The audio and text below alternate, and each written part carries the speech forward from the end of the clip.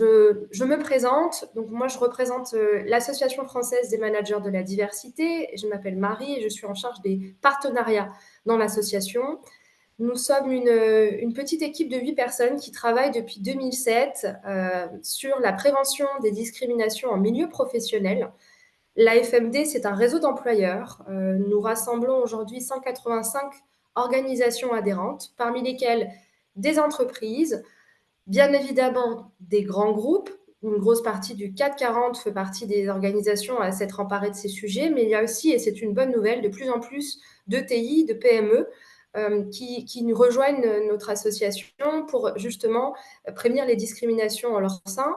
On retrouve dans notre réseau aussi un certain nombre d'organisations publiques, parmi lesquelles des collectivités, des ministères, des villes qui, à leur propre échelle, vont s'emparer de ce sujet et vont avoir aussi à cœur d'être dans cet exercice d'exemplarité en tant qu'organisation de service public. Nous avons aussi une vingtaine d'établissements d'enseignement supérieur qu'on n'attend d'ailleurs pas forcément sur ces questions-là et pourtant qui ont un rôle fort à jouer, aussi bien de leur propre responsabilité en tant qu'employeur auprès de leur personnel administratif ou même leurs enseignants et chercheurs, mais aussi une responsabilité vis-à-vis de leurs propres étudiants et étudiantes qui intégreront le marché du travail dans les années à venir.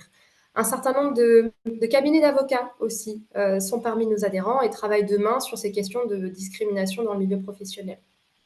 Ce qu'on leur propose à nos adhérents, c'est de se rassembler, un petit peu comme le fait le Pacte mondial avec vous en tant que membre de ce réseau, c'est de se rassembler, de mettre en commun des problématiques et d'essayer de trouver les solutions qui serviront le plus grand nombre. S'appuyer aussi sur l'expérience des uns et des autres pour ne pas réinventer des choses, mais plutôt s'appuyer des expériences existantes. Et ce qu'il y a de particulier à la FMD, c'est que la manière dont on s'y prend, c'est de travailler justement de main avec le secteur de la recherche, puisqu'on est en soutien de la recherche et on est accompagné par des chercheurs et des scientifiques pour confronter la théorie à la pratique, tout simplement, et on propose un terrain auprès des organisations adhérentes pour servir à la fois d'état des lieux, savoir ce qui est fait, comment c'est fait, et puis réfléchir à ce qui fonctionne et ce qui fonctionne moins. Et donc, ça donne lieu à un certain nombre d'études, aussi bien quantitatives que qualitatives, des entretiens, et tout ce que l'on va apprendre ensemble, tout le fruit de cette, on va dire, intelligence collective, donne lieu à différents outils qu'on met à disposition de nos adhérents, mais pas que, puisqu'aujourd'hui, on le reverra un petit peu plus tard, un des rôles principaux de la FMD, c'est de faire de l'édition. Et donc, on a des ouvrages thématiques sur un critère de discrimination, plusieurs critères de discrimination ou sur des processus RH intéressants au prisme des discriminations qui voilà, permettent d'une part, cerner le sujet, savoir de quoi on parle, savoir d'où l'on part, quel est l'état des lieux des entreprises en France ou des employeurs en France sur ces sujets et qu'est-ce qu'il reste encore à faire. Merci Émile, c'est super. Pour m'assurer que chacun et chacune d'entre vous, vous ayez le même socle de connaissances que moi, le même niveau de connaissances que moi sur ce chemin qu'il y a sur la prévention des discriminations qui va nous amener aujourd'hui à parler de diversité et d'inclusion. Effectivement, Émile, il faut remonter 15 ans en arrière, puisque la première étape en France dans les débuts des années 2000, ça a été de légiférer donc sur la non-discrimination. Très rapidement et dès 2005, on a dénombré à peu près une dizaine de critères de discrimination qui étaient définis par la HALD, qui était la Haute Autorité de lutte contre les discriminations et pour l'égalité, qui aujourd'hui a été renommée en défenseur des droits et qui est donc l'organisme étatique de référence pour tout ce qui va concerner la prévention et la lutte contre les discriminations en France. Et pour les entreprises, travailler avec une approche de non-discrimination ou une politique de non-discrimination, ça voulait surtout dire une chose, gérer des risques discriminatoires et éviter des situations qui s'avèrent être des discriminations et qui pouvaient les amener devant un tribunal. Donc il y avait une approche presque défensive ou réactive dans la considération de ces risques discriminatoires. Et puis, parce que répondre à ce cadre légal, c'était une obligation, c'était plutôt quelque chose perçu comme une contrainte ou un impératif, assez rapidement, ce sont les entreprises qui ont un petit peu renversé la tendance et ont décidé de s'emparer du sujet autrement, avec une approche notamment un peu moins défensive. Et elles ont commencé à mettre en place ou à valoriser la diversité de leurs équipes. Et c'est pour ça qu'à partir de 2005, et c'est le point suivant, Émile, on a commencé à parler de diversité. L'objectif pour les entreprises, c'était donc non seulement de lutter contre les discriminations, mais aussi de promouvoir la diversité au sein de leurs organisations. Donc, ça s'est traduit par des politiques de diversité euh, qui mettaient en place, on va dire, des actions qui allaient favoriser, par exemple, l'égalité professionnelle entre les femmes et les hommes. Vous avez été déjà nombreuses à citer cette thématique-là comme étant déjà des actions sur lesquelles vous aviez porté du temps et mis de l'énergie.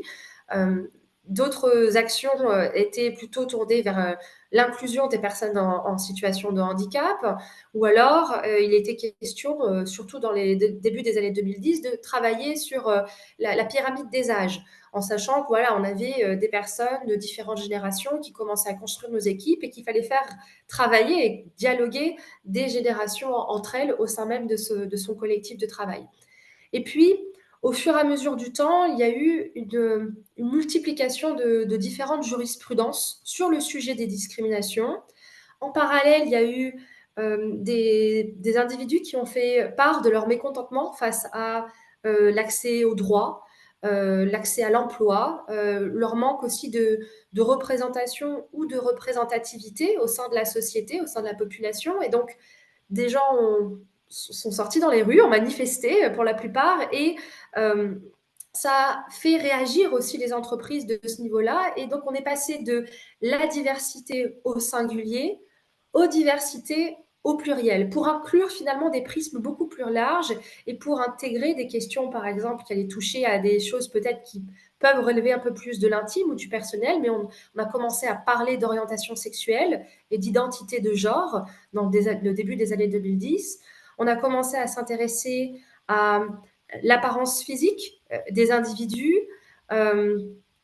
savoir aussi si c'est parce que des apparences physiques ne correspondraient pas à une certaine norme, est-ce que ça entraverait ou pas leur intégration dans la société et notamment par le biais du travail. On s'est aussi intéressé aux convictions des individus, les convictions politiques ou religieuses,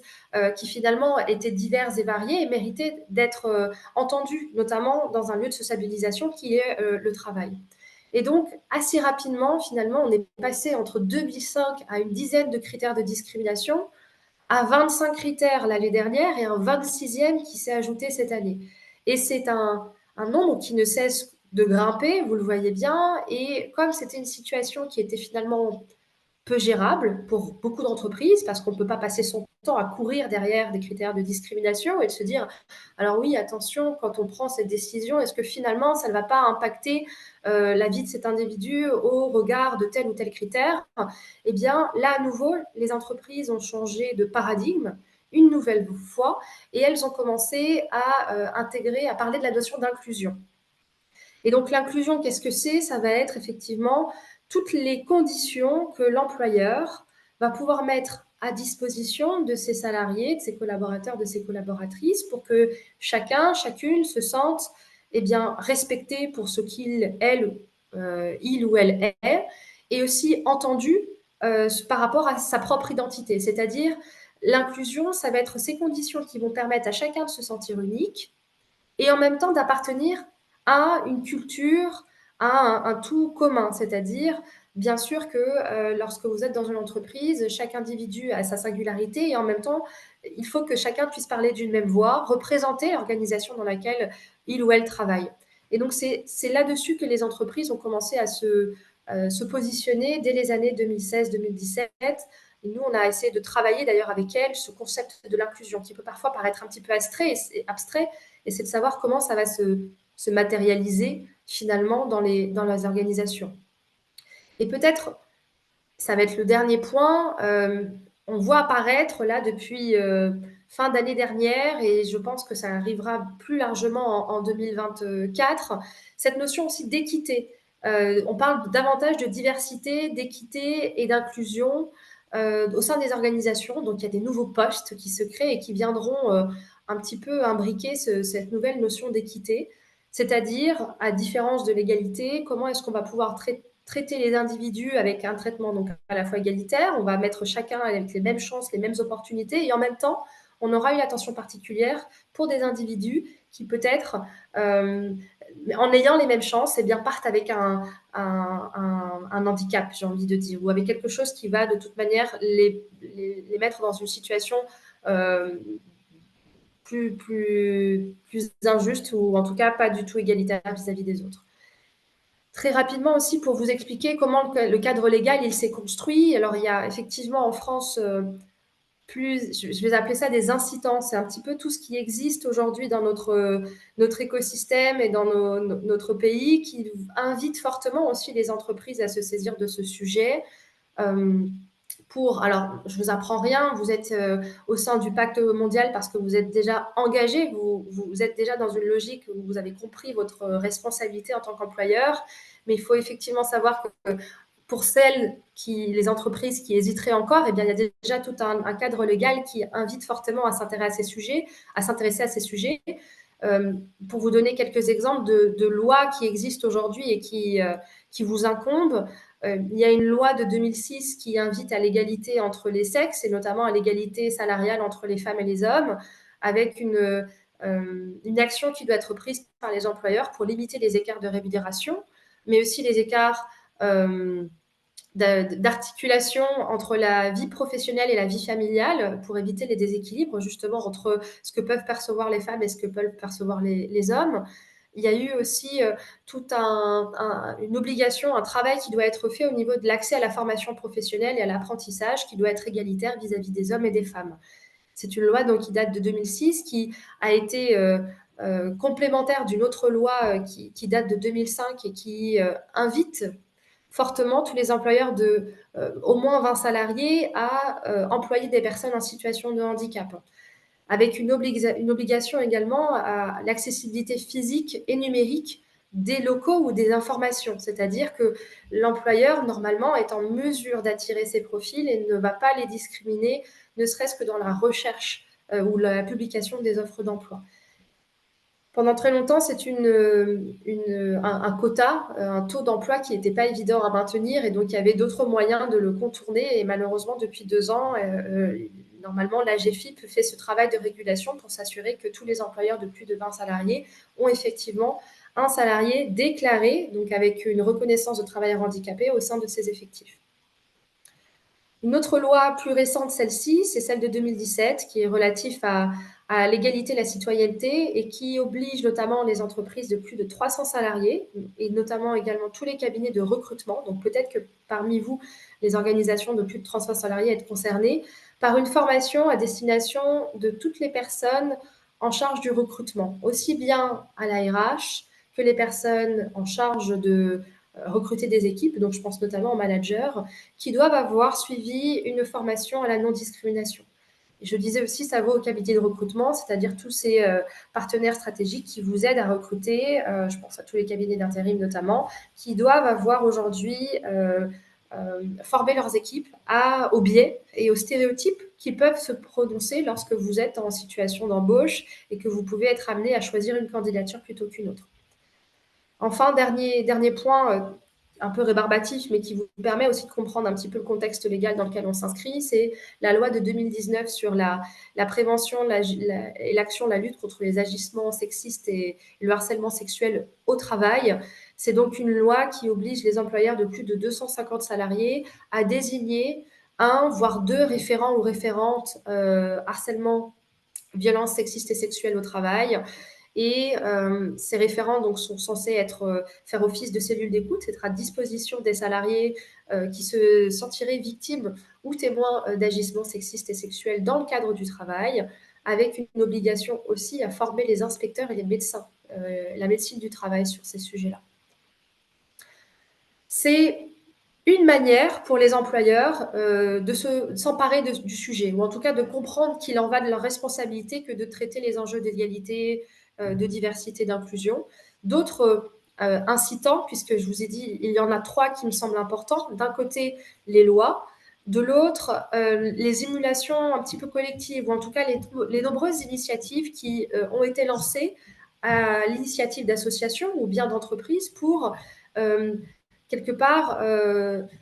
s'aligner, se partager les bonnes pratiques, s'inscrire dans une logique d'amélioration continue en s'appuyant sur les expériences des unes des autres. Et donc, c'est comme ça que vous avez vu apparaître des nombreuses chartes qu'on invite les employeurs à signer, des chartes de la diversité qui datent de 2006, des chartes LGBT+,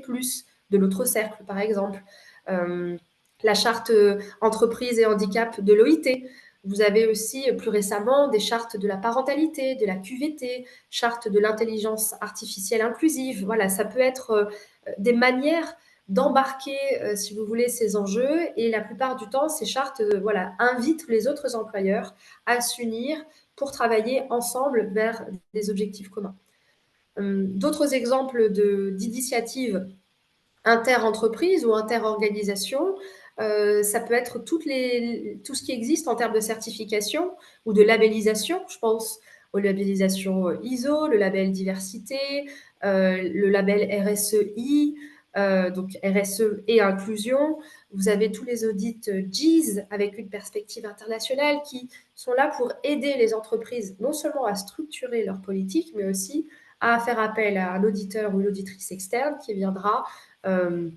porter un regard sur justement les indicateurs qui seront remontés. Et puis, je pourrais citer d'autres initiatives collectives comme celle que porte la FMD pour lutter contre le sexisme ordinaire au travail, l'initiative STOP, qui là aussi est née de l'initiative de plusieurs employeurs qui se sont dit qu'encore une fois, il fallait s'unir pour travailler sur ces questions-là si on voulait vraiment opérer un changement systémique au sein des organisations. Un troisième incitant qui, je pense, a peut-être été négligé pendant longtemps et pourtant a construit un petit peu nos sociétés aujourd'hui, ça va être tous les mouvements sociaux qui viennent renforcer finalement la pertinence des lois, mais aussi la pertinence des initiatives qui se créent. Ce sont les premières Gay Pride ou Marches des Fiertés qu'on a vu apparaître dans les années 90. Ce sont toutes les violences dans les quartiers populaires ou les zones suburbaines, avec, pour celles et ceux qui s'en souviennent, dans les années 90, beaucoup d'incendies de voitures. Le mariage pour tous et la marche pour le mariage homosexuel en 2012. Plus récemment, on a eu bien sûr MeToo en 2017, les manifestations des Gilets jaunes, Black Lives Matter en 2020, l'assassinat du jeune Naël il y a quelques mois, Samuel Paty, voilà, ça fait parler finalement et ça nous fait nous poser aussi des questions sur la manière dont aujourd'hui on considère les inégalités et on reconnaît les inégalités sociales, sociétales, environnementales, j'y reviendrai plus tard, au sein de notre société et quelle va être la place et le rôle des entreprises sur ces questions-là. Et donc, ce sont ces trois incitations fortes qui invitent les employeurs donc à se saisir de ces sujets. Bien évidemment, les ressources humaines, mais pas que, puisque finalement, à partir du moment où vous voulez vous intéresser aux conditions de travail et vous voulez vous intéresser à la dignité des individus, finalement, chaque fois qu'il y a une interaction avec un individu, que ce soit dans le cadre de votre entreprise, que ce soit dans les relations commerciales que vous allez avoir avec des partenaires, avec des fournisseurs, avec des clients, des actionnaires, et bien finalement, à tout moment, il sera important de recentrer l'individu, recentrer l'humain et de s'assurer qu'effectivement les relations business que vous allez avoir avec elle, avec ces humains, seront alignées avec à la fois les valeurs que vous représentez et vous assurer que chaque individu dans votre structure porte ces valeurs et ne viendront pas infreindre le cadre que vous-même vous aurez posé. C'est comme ça, c'est donc depuis 2001 jusqu'à nos jours on est passé d'un respect strict et un petit peu défensif du cadre légal à une démarche beaucoup plus de responsabilité sociale et sociétale qui nous emmène vers à aller au-delà finalement des obligations légales. Et comme je disais tout à l'heure, Émile, si tu veux cliquer, effectivement, on voit apparaître aujourd'hui cette notion d'équité dans les périmètres des responsables diversité et inclusion dans les organisations aujourd'hui. Pour vous parler aussi rapidement des liens qui peuvent être faits entre les objectifs de développement durable et les enjeux de diversité et d'inclusion, puisque je sais que c'est quelque chose que vous avez eu l'occasion. Ah non, effectivement, on va parler des enjeux avant, c'est mieux. Je rembobine, je vous parlerai des objectifs de développement durable juste après. Les enjeux pour les employeurs, on en dénombre, alors il y en aurait beaucoup à vous citer, mais j'ai souhaité vous mettre en avant quelques-uns d'entre eux, à commencer par le premier, ils n'ont pas d'ordre les uns avec les autres, mais ça vous permet de comprendre aussi pourquoi c'est important finalement de s'en saisir.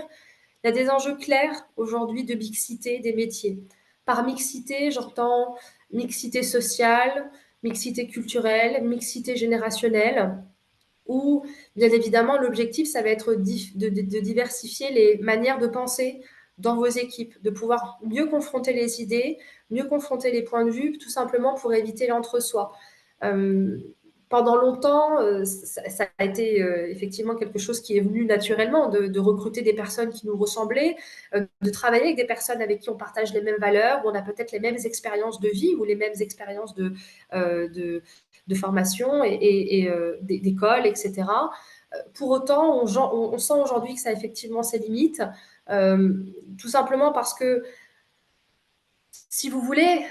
on va dire, être force de créativité, si vous voulez être dans une logique concurrentielle, compétitive, de pouvoir être à la pointe ou en tout cas se démarquer des autres, c'est aussi pouvoir intégrer les manières de penser des uns des autres pour penser innovation dans les processus qu'on va mettre en place, dans les produits qu'on va développer, dans les services qu'on va mettre à disposition. Et aussi pour être le plus représentatif possible de la société telle qu'elle est aujourd'hui. Je peux parler de la société française d'une première part, mais le cliché de personnes, d'hommes blancs d'une cinquantaine d'années n'existe plus, ou en tout cas aujourd'hui, les produits, les services que vous mettrez à disposition de la société doivent se faire le reflet des personnes que vous avez, qui composent votre organisation. Et donc, ça fait vraiment partie de ces objectifs à atteindre, avec parmi les leviers identifiés pour rendre plus mixtes nos métiers, c'est d'atteindre notamment la parité et la mixité au sein des métiers. C'est de aussi casser tous ces stéréotypes et tous ces préjugés qu'il peut y avoir autour de différents métiers. Euh, des secteurs qui ont été, ou des industries qui ont été pendant très très longtemps plutôt masculines, à tendance masculine, d'autres secteurs qui ont été plutôt à tendance féminine. Aujourd'hui, ça ne vous aura pas échappé, on est en train de féminiser un maximum les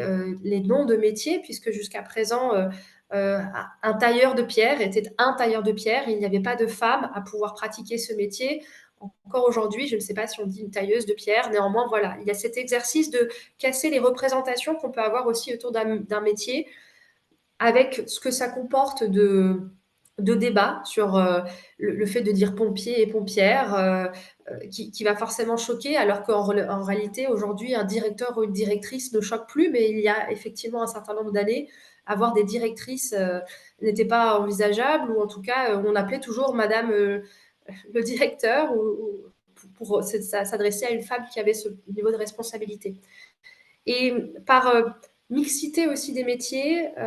il y a toute cette notion autour de la diversification des viviers de sourcing. Et par là, j'entends la manière dont on va aujourd'hui recruter les talents qui nous manquent au sein de notre société, de notre organisation, et la manière d'aller les recruter va se jouer énormément dans les canaux que vous allez utiliser pour aller les trouver, ces talents. Et donc, il y a cette invitation à aller les diversifier le plus possible, ces viviers, et ne pas aller chercher là où on a l'habitude d'aller chercher. On ne va pas aller vers l'école que l'on connaît depuis longue date, ou parce que toutes les personnes qu'on a recrutées jusqu'à présent émanaient de cette même école, alors spontanément on se redirigera vers ce même pool de talents, là où probablement en regardant un petit peu ailleurs, en travaillant avec notre écosystème, on peut aller chercher des talents, et des talents plus diversifiés. Un autre enjeu, et bien sûr, je vais effectivement un peu vite, mais je vous laisserai le temps de réagir vis-à-vis de ces enjeux-là un petit peu plus tard. Des enjeux évidents j'espère qu'ils le sont en tout cas évidents, de qualité de vie au travail. C'est-à-dire là que l'objectif est de pouvoir assurer cet environnement de travail qui sera respectueux de chacun, de chacune, avec une volonté aussi de prévenir tous les risques psychosociaux qui incombent aujourd'hui à notre société. Il y a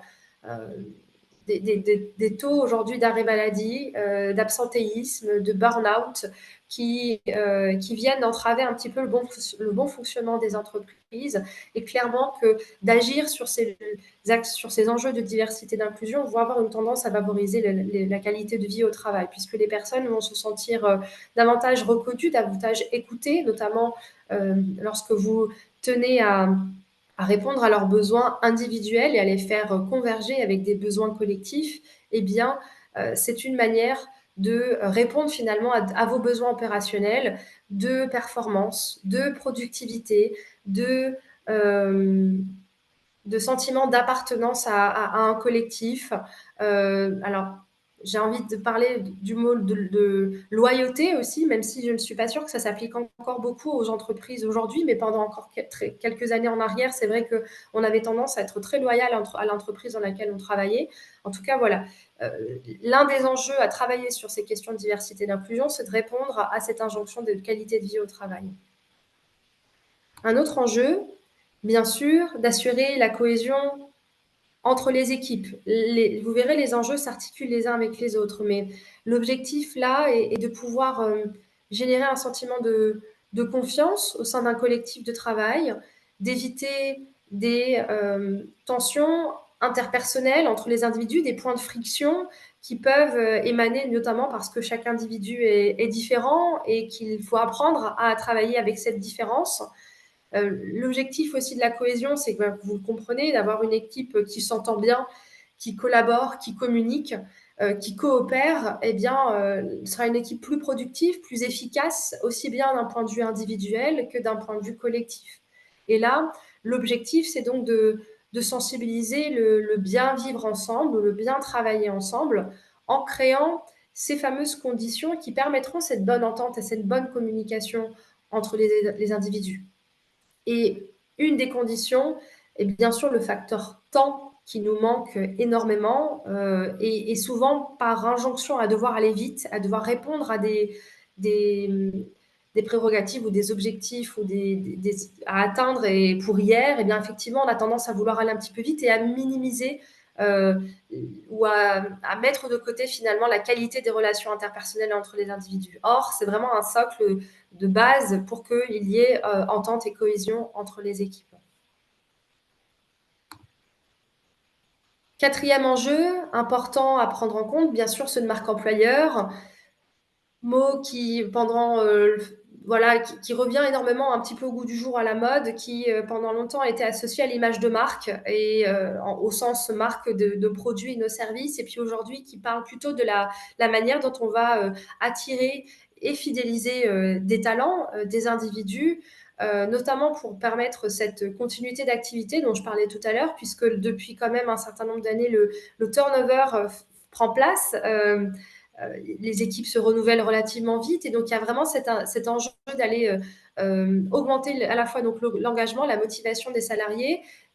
pour les inviter finalement à rester au sein de l'organisation et à donner le meilleur d'eux-mêmes jusqu'au bout.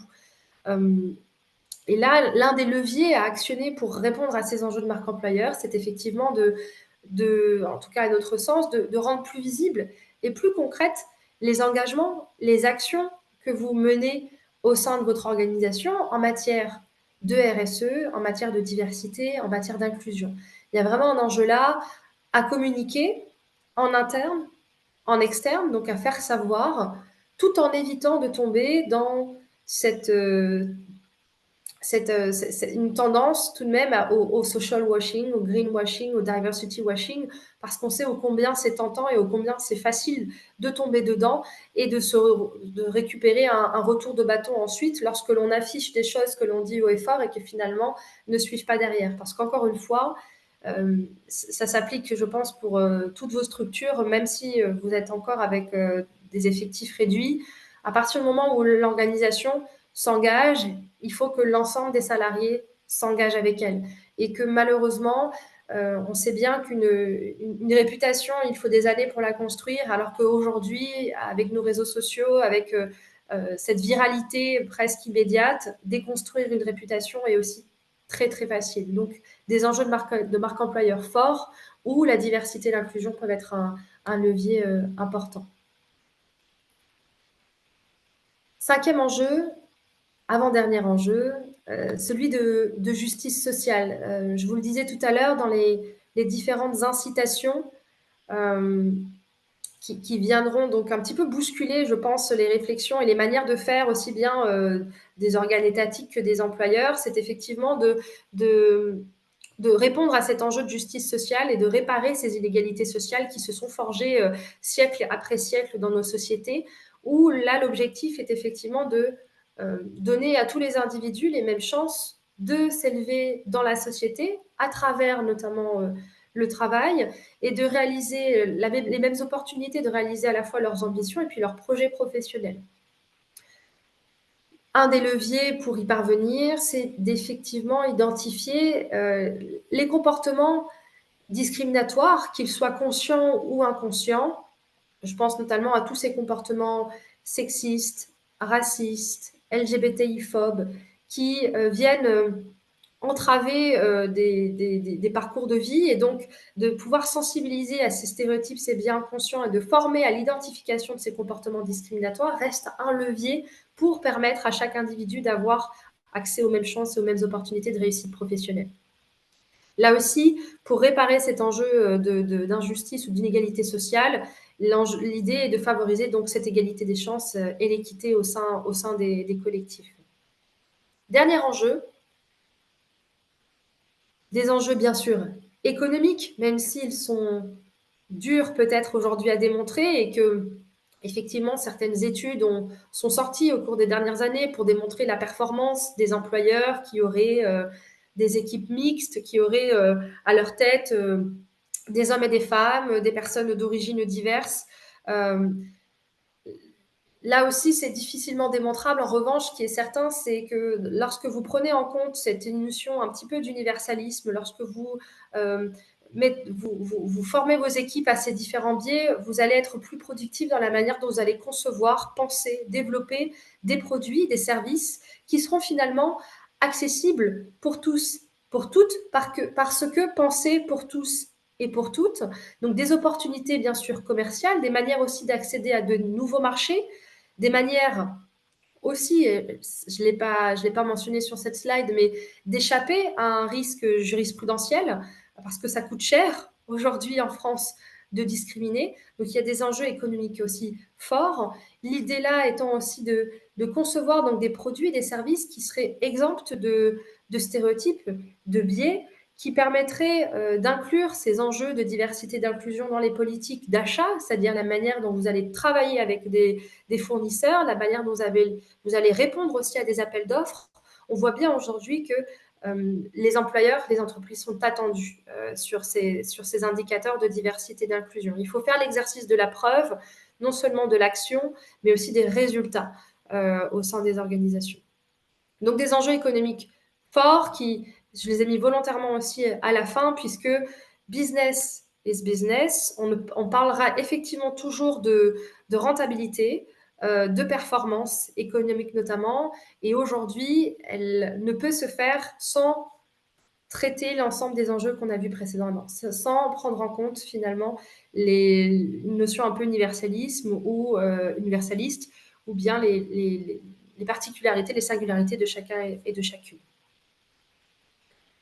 6 enjeux en lien bien évidemment aussi avec la RSE au sens large ou avec les objectifs de développement durable. J'ai été piocher sur le net des travaux qui ont été portés par des travaux exploratoires qui ont été portés notamment par un certain nombre d'acteurs au Québec, puisqu'aujourd'hui, il n'y a pas forcément beaucoup de matières qui existent en France qui permettent de montrer les convergences entre les enjeux de développement durable, les objectifs de développement durable, et puis les enjeux de diversité et d'inclusion. Ce qu'on observe néanmoins, et c'est un rapport que je vous adresserai après, puisqu'il est assez récent, il émane d'un colloque qui a été mené par l'Université de Laval au Québec, ainsi que l'Institut Équité, Diversité, Inclusion, Intersectionnalité, l'Institut québécois universitaire Équité, Diversité, Inclusion, donc un certain nombre d'organismes au Québec, qui se sont réunis autour d'un colloque au mois de mars, qui avait vocation à justement voir les convergences entre les objectifs de développement durable et la diversité et l'inclusion. Et ce que montre ce rapport, qui a été publié en novembre, à la fin du mois de novembre, donc qui est assez récent, c'est qu'effectivement, il y a des convergences au niveau des dimensions que touchent les objectifs de développement durable et les niveaux d'action de la diversité et de l'inclusion.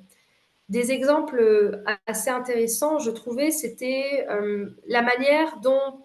aujourd'hui les ODD, dans une logique de développement durable, vont couvrir toutes les dimensions, à la fois économiques, à la fois sociales et à la fois environnementales. Et on se rend compte que les principes de diversité et d'inclusion, de manière aussi indépendante et interconnectée, vont faire de même, en particulier sur les dimensions économiques, sociales, voire environnementales. Et je vais vous donner un exemple juste après. Tout ça dans une logique d'atteindre finalement un avenir meilleur qui sera plus équitable, plus durable pour tout le monde finalement. Un autre point commun entre les ODD et la diversité et l'inclusion, c'est finalement la nécessité d'agir à tous les niveaux, à un niveau international, national et local, mais aussi un niveau sociétal, organisationnel et individuel. Sans la prise en compte de tous ces niveaux, eh bien, on n'arrivera pas à atteindre les objectifs poursuivis par les ODD, l'agenda 2030, on n'arrivera pas à une société inclusive, plus juste et plus équitable. Et donc, c'est en ça aussi que les ODD et les enjeux de D&I, de diversité et d'inclusion, se recroisent. Et puis, un sujet qui me semblait aussi intéressant dans ce rapport, c'est une reconnaissance commune finalement des inégalités et des injustices sociales, environnementales et climatiques. Et il donne là des exemples assez précis. Par exemple, si on prend l'objectif de développement durable numéro 1, qui est donc dans une logique économique et de pauvreté, où là, il s'agit de lutter contre la précarité économique notamment. Alors déjà, ce qui est intéressant de savoir, c'est qu'en France, c'est un critère de discrimination en tant que tel.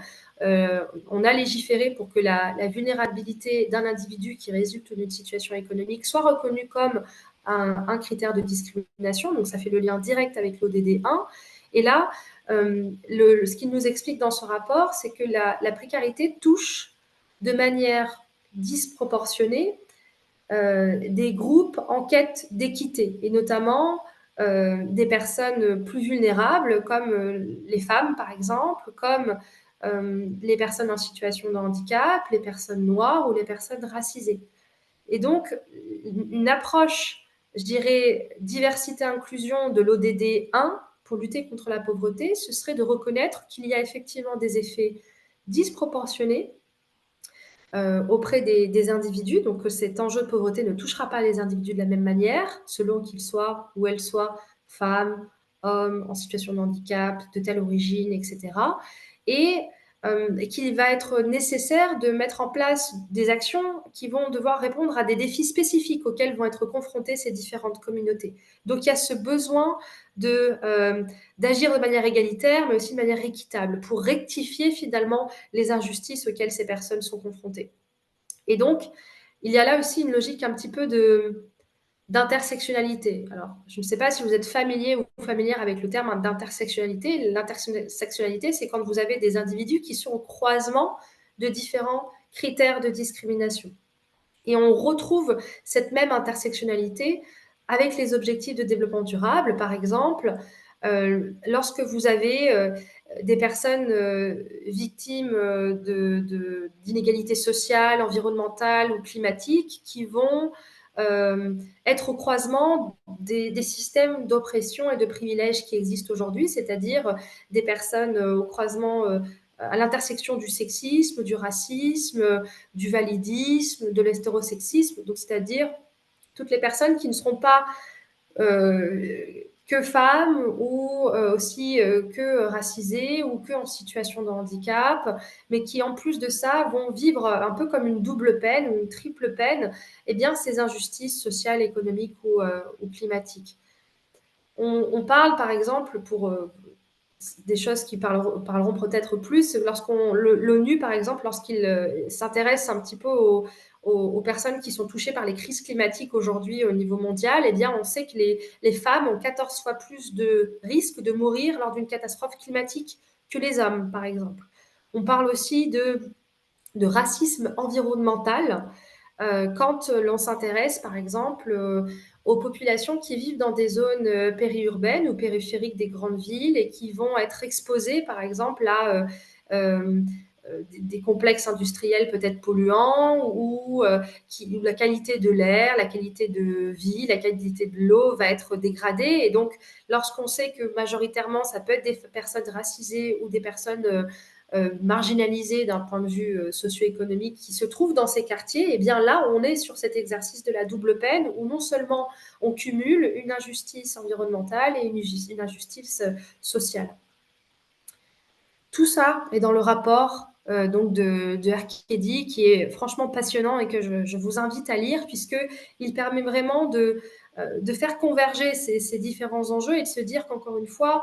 il ne faut pas faire forcément des choix entre faut-il finalement avoir une approche par ODD, faut-il avoir une approche plutôt de la diversité et de l'inclusion. Tout se rassemble, il faut simplement réussir à... il faut prendre le temps de se poser et de voir ce qui va faire le plus sens pour vous, pour votre activité, pour vos parties prenantes. Un dernier exemple aussi. Je me permets de te Oui, couper, désolé. Comme on a oui, la première partie de la formation qui est censée durer 1 heure, il y a certains participants qui sont censés également partir. oui, Est-ce qu'on peut peut-être présenter les outils qui, je pense, peuvent être aussi très parlants sur le côté pratique des choses? tout à Merci beaucoup. fait. Exactement. Merci, Émile. Parmi les exemples d'outils que je souhaitais vous mettre en avant, effectivement, et qui vont vous être aussi sur la manière dont vous allez pouvoir définir par quelle approche vous allez finalement travailler sur ces questions-là. Il peut y avoir une approche plutôt par l'inclusion, plutôt par le management, le recrutement, la communication ou même la marque employeur. Et là, il y a quelques outils qui sont à votre disposition, plus ou moins pratico-pratiques selon aussi ce que vous allez vouloir en faire. Des travaux qu'on a menés avec le défenseur des droits, des travaux portés par la FMD et ses adhérents, et qui vous permettent de comprendre comment communiquer sur ces enjeux de diversité et d'inclusion, savoir où vous en êtes en matière de marque employeur au regard des enjeux de diversité et d'inclusion, comment intégrer ça dans la pratique opérationnelle de vos managers. Voilà, ça peut être des livrables qui peuvent vous être utiles si vous voulez travailler, on va dire, ces questions-là de manière plutôt transversale. Autre liste d'outils, bien sûr, Émile vous partagera la présentation, donc vous n'aurez plus qu'à les retrouver. Vous pouvez aussi avoir une approche plutôt par thématique, ou en tout cas, si vous êtes dans cette logique d'équité, c'est de vous dire que effectivement certains publics méritent une attention particulière. Et donc, il y a des outils là à votre disposition, selon que vous souhaitiez travailler sur l'égalité professionnelle entre les femmes et les hommes, plutôt une approche sur l'inclusion des personnes handicapées, la question même du racisme, et comment se manifeste aujourd'hui le racisme dans le milieu professionnel, comment y faire face, réagir à ces propos. Il y a aussi là un outil très pratique sur l'inclusion des personnes LGBTI+, savoir de quoi est-ce que l'on parle d'une part et comment ça va se traduire aussi de manière opérationnelle dans les processus RH, dans la vie au quotidien dans une organisation. Autre exemple qui me semble être un peu sous-estimé, c'est effectivement aussi cette question du fait religieux au travail, où c'est un sujet finalement assez tabou, qu'on préfère laisser sous le tapis et qui pour autant eh bien, fait l'objet de différents débats et on voit que les organisations ont la nécessité de fournir un cadre pour pouvoir statuer sur un certain nombre de manifestations sexistes, LGBTI-phobes, racistes, envers tel ou tel public, envers telle ou telle croyance, etc. Donc, ce sont effectivement des outils qui sont à votre disposition, aussi bien sur le site de la FMD, puisque j'ai principalement mis ceux qui étaient que l'on avait mis à disposition et créé avec nos adhérents, mais il y en a plein d'autres qui existent, que vous pouvez retrouver parmi tous les acteurs, probablement déjà dans le réseau du Pacte mondial, dans le réseau de la FMD, et sur lesquels on pourra échanger, bien sûr, un peu plus tard. Voilà, sur ces exemples d'outils, j'avais effectivement aussi des super bonnes pratiques à vous partager de la part de différentes PME avec lesquelles j'ai eu l'occasion d'échanger, ou alors certaines sont adhérentes de la FMD notamment. Ce sont des employeurs plutôt j'imagine, de votre taille. Ça a été une demande de la part d'Émile de vous exposer non pas des bonnes pratiques qui se font dans des entreprises de CAC 40 ou au sein de ministères, mais plutôt vous parler bien de ce que des organisations à taille plutôt humaine ont pu faire. C'est le cas, alors je ne vais pas les prendre dans l'ordre et je m'excuse, mais c'est le cas par exemple de IAC Partners, qui est une entreprise de moins de 50 salariés qui majoritairement des femmes au sein de son collectif et qui a décidé de mettre en place, par exemple, des congés menstruels. Parce que c'était des personnes qui avaient fait, qui en avaient finalement émis le souhait ou le besoin et qui s'étaient dit que ça pouvait être une manière d'expérimenter aussi un petit peu ce sujet et d'être plus agile, de permettre à leurs salariés d'être plus agiles.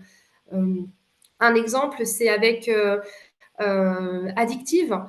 qui est une entreprise de la tech qui propose notamment des solutions plutôt digitales et dans l'univers du monde du jeu vidéo, qui a mis en place une journée de solidarité un petit peu sous forme d'un engagement des salariés où l'idée, c'est que une fois par mois, les salariés puissent s'engager sur des causes sociales, sociétales, environnementales qui seront alignées avec les valeurs d'Addictive et où chaque salarié peut dédier donc de son temps, sur son temps de travail, pour une cause qui s'apparenterait un petit peu donc à du bénévolat, mais qui est en réalité du mécénat de compétences, puisque l'idée est d'aller aussi apporter ses compétences en tant que salarié de l'entreprise et bien au service d'une association, par exemple, qui en aurait le besoin. Un autre exemple de pratique, c'est la société SFIL, qui est en fait une banque un petit peu à taille humaine, qui a souhaité définir en fait une approche plutôt globale de ces sujets-là et avec des réseaux et des comités, ce qu'on appelle des ERG, où effectivement vous allez pouvoir mobiliser des salariés sur différents sujets en lien avec la mixité, avec le handicap. Et je sais que eux, ça a été une manière de faire avec les salariés, c'est-à-dire que pour construire ces sujets, eh bien, ils sont davantage portés par les collaborateurs et par les collaboratrices. Et ces ERG vivent, se construisent, mettent en place des actions et ensuite sont reportés à un comité qui va reporter lui-même avec le COMEX. Et donc, il y a vraiment une volonté d'impliquer les salariés dans la construction même de la politique de diversité et d'inclusion. Un autre exemple, c'est AMA, qui est une petite société, j'ai même oublié d'ailleurs quelle était son activité. En tout cas, ils sont plutôt sur la transformation et l'accélération digitale, donc du service à la personne, B2B, pardon. AMA, par exemple, a souhaité s'assurer de faire un état des lieux finalement du sexisme et des agissements sexistes et sexuels au sein de son collectif de travail et a décidé de mettre en place un questionnaire de perception pour récolter l'avis de ses collaborateurs et collaboratrices sur le sujet. Des choses qui, on va dire, sont faits homemade, puisqu'il a fallu aux équipes RH bien de mettre en place ce questionnaire et d'analyser ensuite les résultats et d'en faire la restitution à leurs salariés. Mais c'était une manière de prendre le pouls sur ces questions-là, sans se lancer dans une forme d'usine à gaz, parce que là encore aussi, il faut avoir en tête que il ne faut pas forcément être un grand groupe avec énormément de moyens et avec énormément de moyens à la fois économiques, de temps ou d'individus pour porter ces sujets-là. Et qu'il vaut mieux mettre en place quelques actions qui seront finalement qui porteront leurs résultats, qui seront probants et qui ne permettront pas de se disperser. Et donc, chacune de ces organisations-là ont fait ce travail-là. J'aimerais aussi vous parler, par exemple, d'Artizen, une société qui est basée à Montpellier, qui embauche 80 personnes et qui est sur des questions de ménage à domicile. Donc, c'est-à-dire qu'il emploie des personnes, principalement des femmes d'ailleurs, pour aller faire des sociétés, des services de propreté au sein d'entreprises et au sein de particuliers. Et Artizen a réussi à faire monter en compétence les personnes qu'elle recrutait en sachant que c'était principalement des femmes en situation de précarité, des femmes souvent issues de générations immigrantes qui n'avait pas forcément non plus de bagage scolaire académique fort et donc qui a monté son propre CFA, c'est son propre centre de formation pour pouvoir former ces femmes au métier alors de la propreté certes, mais surtout développer, faire des bilans de compétences, monter en compétences et de pouvoir aussi mieux exprimer, reconnaître leurs compétences techniques pour leurs évolutions de carrière à venir. J'en ai plein d'autres exemples, je suis désolée, je ne peux pas tous ceux-là les évoquer. ATF a fait un travail incroyable aussi avec les personnes en situation de handicap et c'est une entreprise qui aujourd'hui est devenue une entreprise adaptée, c'est-à-dire qui a recruté tellement et a fait tellement d'aménagements au sein de ses postes de travail et ses lignes de recyclage de produits techniques qu'elle a intégré effectivement des personnes en situation de handicap et je crois qu'ils sont aujourd'hui plus de 80%. Donc c'est des exemples d'entreprises, je vais les appeler vraiment à taille humaine, mais vous comprendrez de quoi je veux dire, qui ont réussi à leur propre échelle à mettre en place des actions qui allaient répondre à ces enjeux-là et qui font complètement sens avec leur core business, avec leur core activité.